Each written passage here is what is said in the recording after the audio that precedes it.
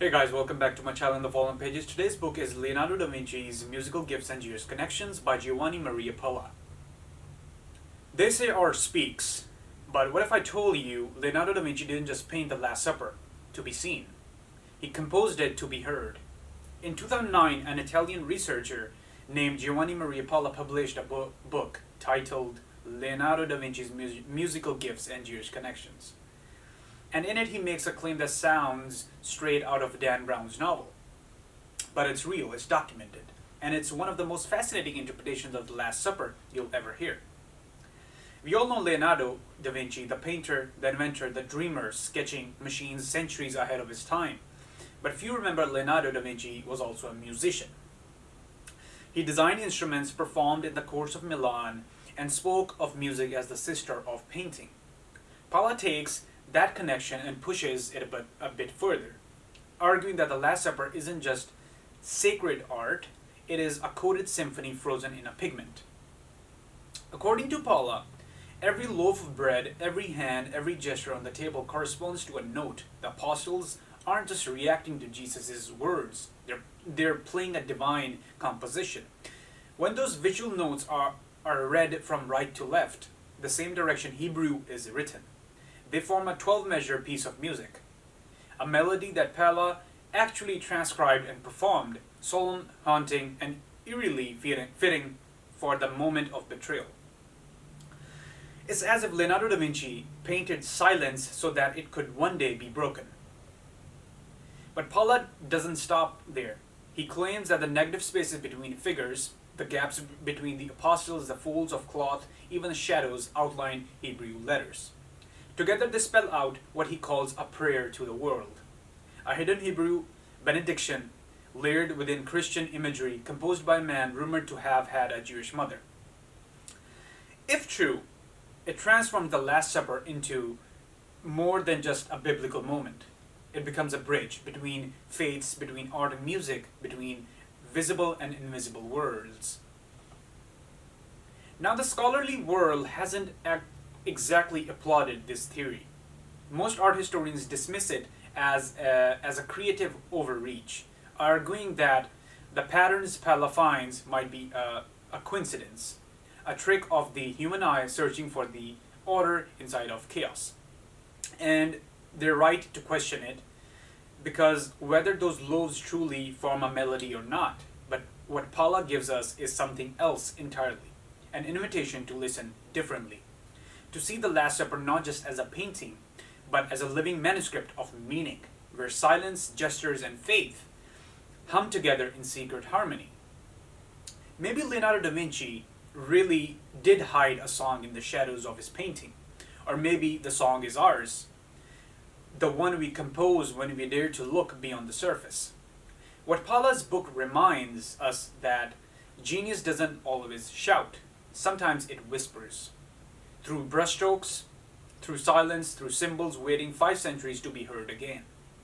As Pala says that Leonardo da Vinci was also an excellent musician, it is probable that he was familiar with the way in which music was written. This is confirmed by the historian Enrico Magni de Floch.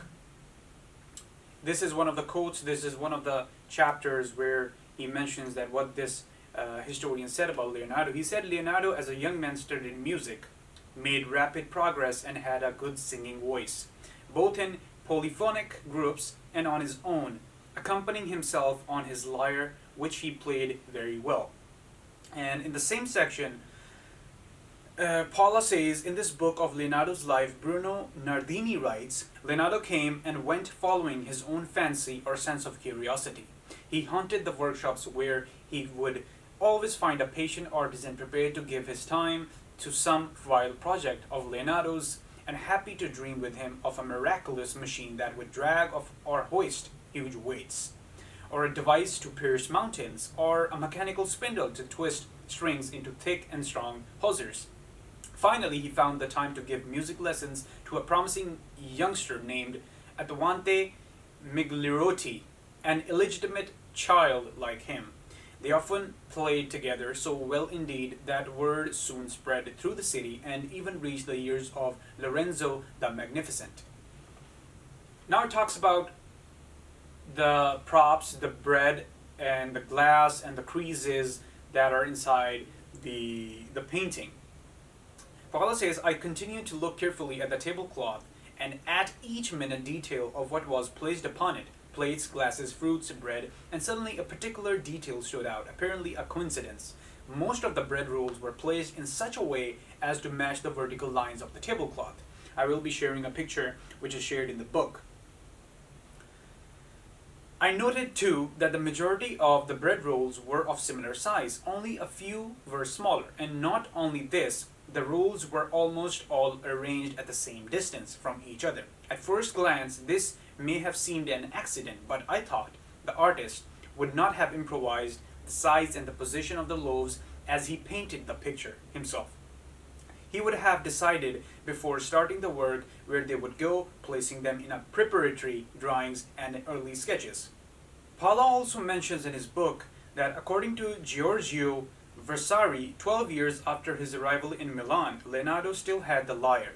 Lyre was basically an instrument made by Leonardo himself, and it was still a strange and new thing. In fact, Vasari writes, on the death of Giovanni Galeazzo in 1494, Ludovico the Moor succeeded him as duke, and the same called Leonardo to play the lyre, an instrument much loved by the duke. Leonardo brought his strange instrument in the form of a horse skull, made for the most part in silver in order to enrich the sound.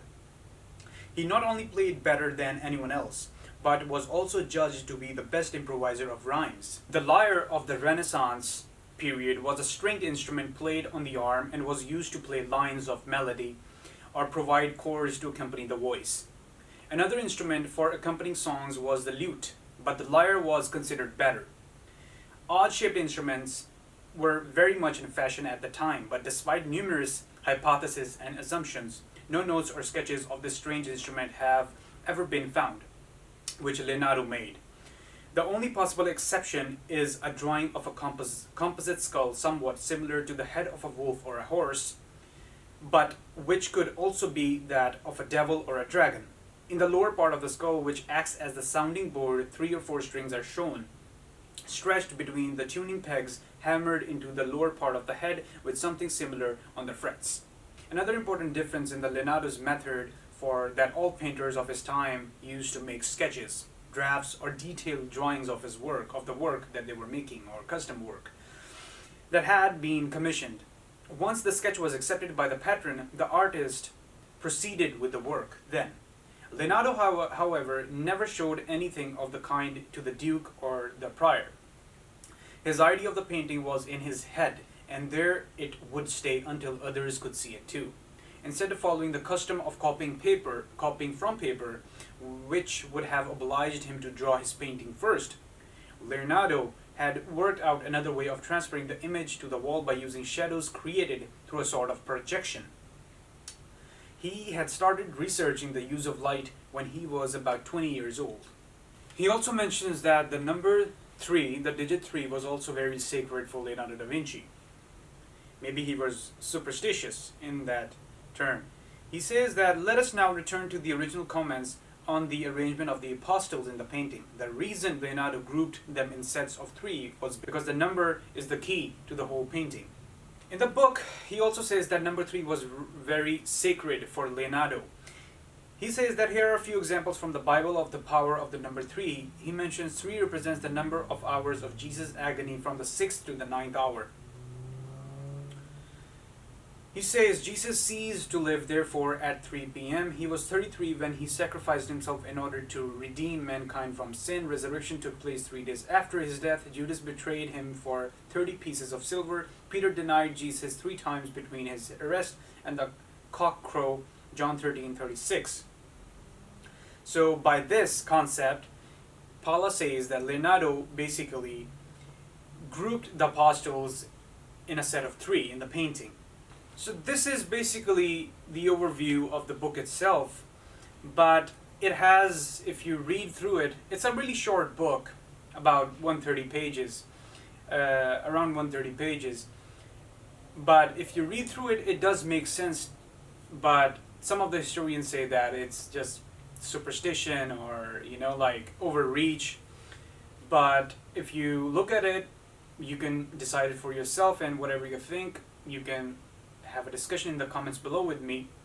So yeah, this is basically the overview of the book itself, that what does this consist of? What did Pala think of the Last Supper? That it has letters from Hebrew, it has some musical inscriptions inside, and Leonardo was also famous for leaving messages secretly hidden into his works. So the next time you look at the Last Supper, don't just observe it, listen to it. Because if Pala is even half right, Leonardo left us more than a masterpiece. He left us a symphony of spirit itself, painted in bread, in hands, in light. And I guess, and perhaps, as Leonardo once said, where the spirit does not work with the hand, there is no art. So, if you read the book, there is a lot of knowledge, there's a lot of occult science in this book, which I was also interested in. And if you guys are interested in occult sciences and the paintings and the secret messages of Leonardo da Vinci, please do read this book and leave your comments about what do you think about this video and what do you think about the book itself. And would you like me to do book reviews to related concepts, to related books? Please leave that also in the comments below. And I guess, yes, this is it, guys. I'll see you in the next video. Have a great day.